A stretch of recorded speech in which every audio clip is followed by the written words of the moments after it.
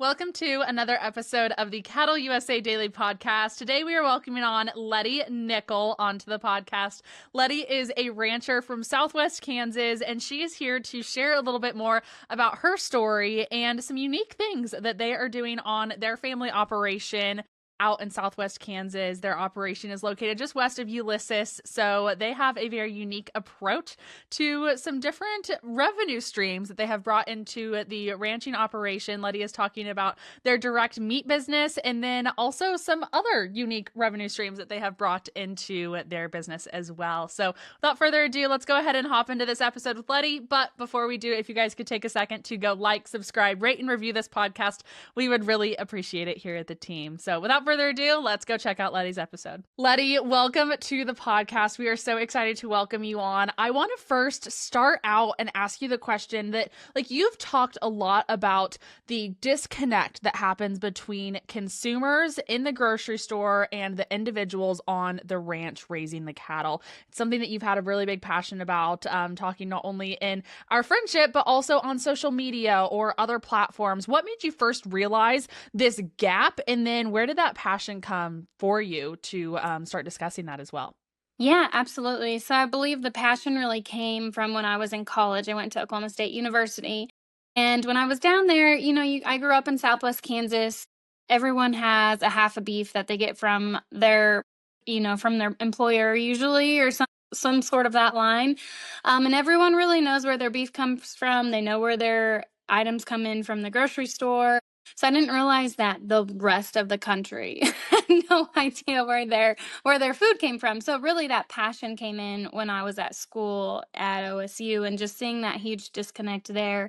And that's part of why I started MC Bar Meat Co. was a way to share my story, to really have the accountability, because once we sell our calves, whether it's a sale barn through Superior, private treaty, whatever it might be, once they leave our place, we have no idea how that beef looks like on the consumer's plate. So it was really for my own preference on educating other consumers, people, my customers, on where their food comes from, and then also an accountability aspect that I really felt like we were missing. So that's kind of why I started MC Bar Meat Co. and how that evolved. Yeah, and just based off of knowing more about your story, I would love if you would share a little bit more about the fact that starting MC Bar Meat Co., say that 10 times fast. Yeah. Wasn't just about selling beef to consumers and bridging that gap. It also gave you the opportunity to come home to your family's operation. Can you share a little bit more about that side of your story, some of the challenges that you faced starting it early on, and then kind of where the business is now? Yeah, absolutely. So I started MC Bar Meat Co. as a way for me to come back home to our family operation. Prior to that, I was working in the feed yards. I was getting toted around everywhere from Texas Panhandle to southeastern Colorado to southwest Kansas. And I saw so many different yards, which it was such a huge blessing in disguise. At the time, I didn't realize it, but it just taught me how to finish cattle. There's an art and a science to it. And the feed yard is an expertise at finishing animals, So I was able to be in the mill. I was able to be in the feeding department. I was able to ship and receive cattle. So I saw really from hoof to plate. Obviously, it wasn't in the packing house where I could see that, but it really honed in on my skill set to be able to do what I do today. And then whenever it was time for me to come back home, our operation wasn't big enough for me to come back without bringing anything. I had to bring value. And I think that's everybody's operation. You can't just come home and not bring anything. Margins are tight. We all know that. And things are getting tougher and tougher each year. So we have to do more with less every single year, whether it's more grass with less animal or, more animals with less grass, more animals with less water. We have to become better stewards of our resources. And so MC Bar Meat Co. was a way for me to be able to come back to our operation without necessarily growing in acres or growing in cows. It was another revenue stream that I could add on to the operation. What are some of the challenges that you faced starting that, not only in just the logistics of it, but also some of the emotional side of bringing something new back as well?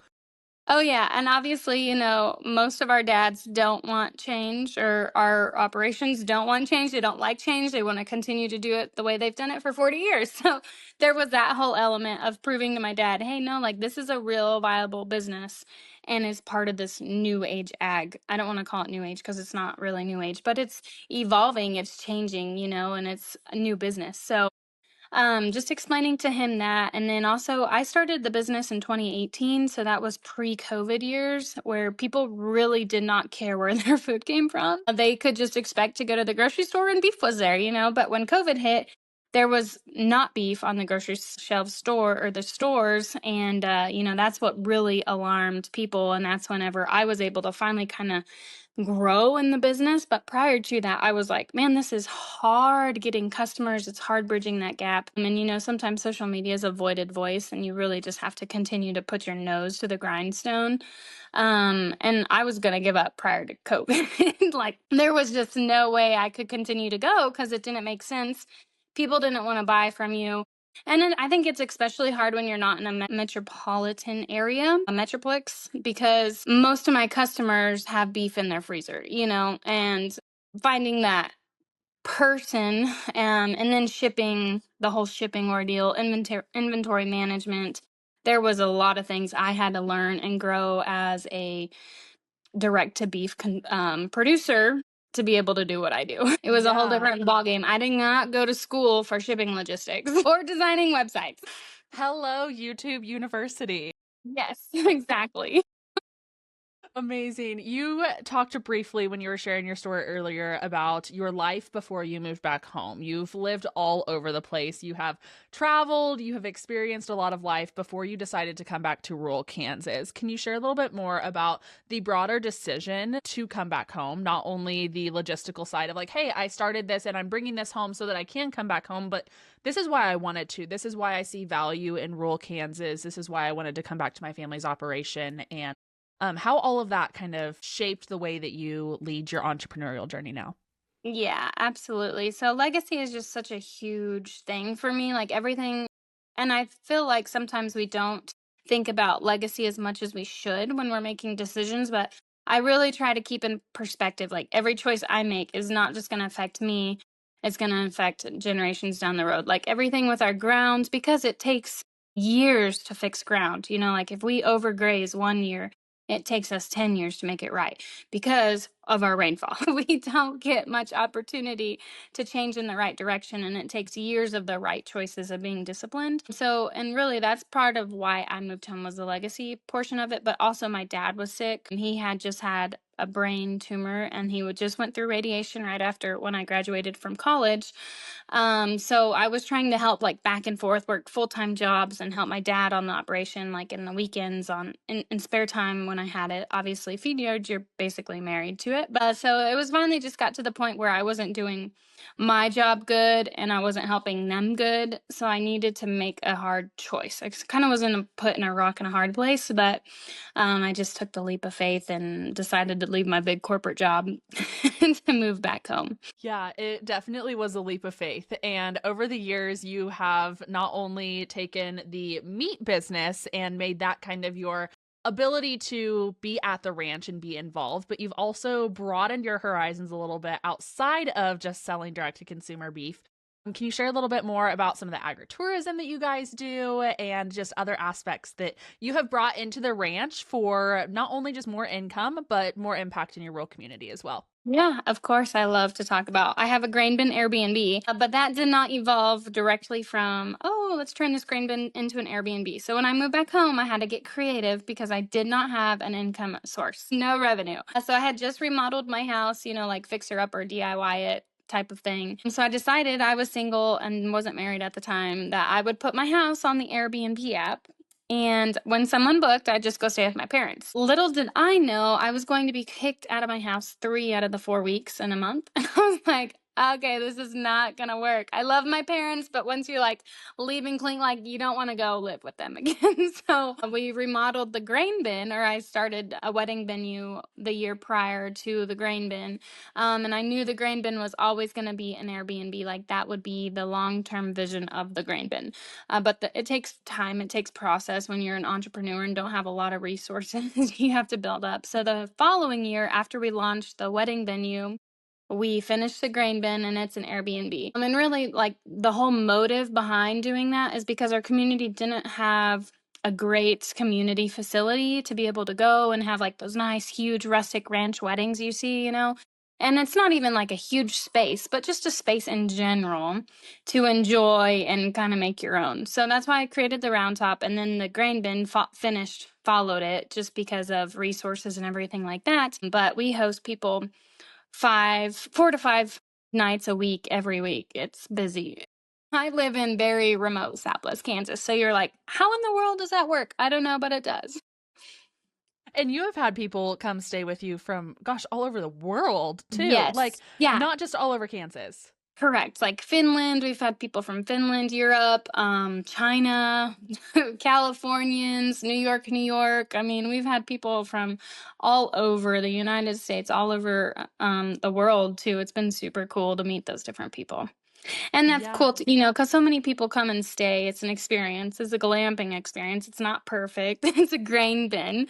But they have so many questions. They're like, oh my gosh, are those turkeys in the front yard? Or what are those cows out there? Like, what are they doing? And it's such a great opportunity for me to like bridge that gap one-on-one. Because when you experience anything firsthand, it always makes a more lasting impression than anything else. So Yeah, absolutely. What are some challenges that you've kind of faced with that aspect of your business? Not only opening up your family operation to be seen on a very personal level by a lot of people. They're in your backyard. Like you can throw a rock and hit your kitchen window from the grain bin. Absolutely. Just talk about that aspect a little bit of it too. I think just learning how to communicate with people who aren't familiar with our lingo has probably been the biggest challenge, because a lot of people don't know the directions, like north, south, east, and west. So you have to use landmarks or turn right, or, and really explain like, which way are you coming from? Are you coming from, the west? Like, are you coming from Colorado, or are you coming from Kansas? That makes a big difference, or Oklahoma. So learning how to communicate has probably been my biggest challenge. But also just like the marketing side of stuff too, which I don't really market. I share it on social media because it's cool, but I don't know if there's a direct correlation between me sharing and more bookings. Like I cannot tie the two together. So those have been the biggest challenges. Really, I haven't had any bad experiences with my Airbnb guests. Knock on wood, I've been very, very grateful. I think I've had one, maybe, but it really wasn't that bad. Like it could have been a lot worse. But I haven't had, people terrorizing the place or anything like that happens.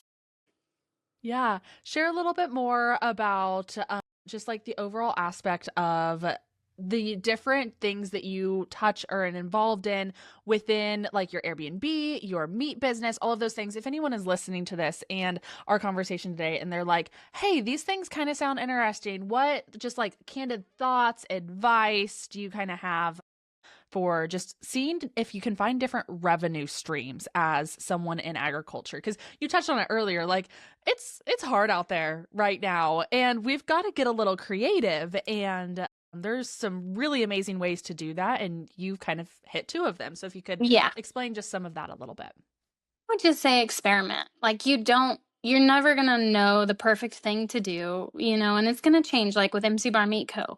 One year I sold mainly just cuts. The next year I sold mainly just quarters and halves. Like you really just don't know until you try and put your foot in the door. And it doesn't have to be perfect either. And a lot of times, like my favorite saying is to fail forward, because you are going to fail. You are going to make mistakes, and you're going to learn as you do it. So it's just a matter of continuing to take one step in the right direction every day on where you want to go.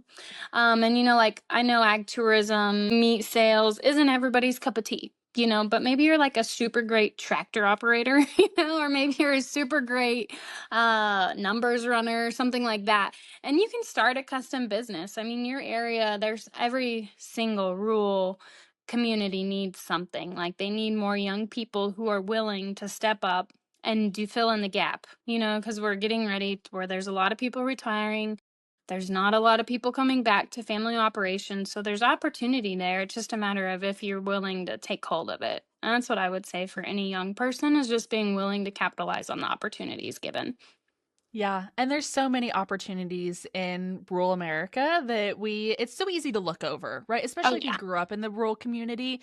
it's so easy to think like there's no opportunity for me here. Like I'm going to go move away and go Yes. find a job somewhere else and I'll go make money and then maybe I'll come back when mom and dad retire and Mhm. we'll see what the operation looks like then, right? But that there's so many other opportunities and ways to get involved in rural communities, provide and like give back, but then also provide for your family Yes. because like no one needs to be the broke rancher.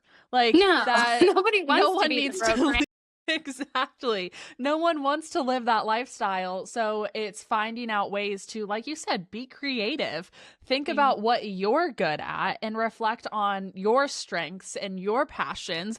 Be like, okay, so how can we connect the two? How can we kind of say like, let's try this? And you know what? Maybe if you want to start custom meats, you because I think in your story you were like, we started with like 2 heifers one year Yeah.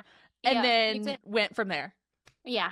Started out with two, and then we were going to like 56 a year. So, it's definitely evolved and changed. And now, the market changes too. So, like, it changed, not always the same every year. And I think that's the same with any business. If you do the same thing every year and expect different results, then that's insanity. We can't do the same thing year in and year in and expect different things to happen. So, Yeah, just my 100%. my soapbox I'll climb on and stay on.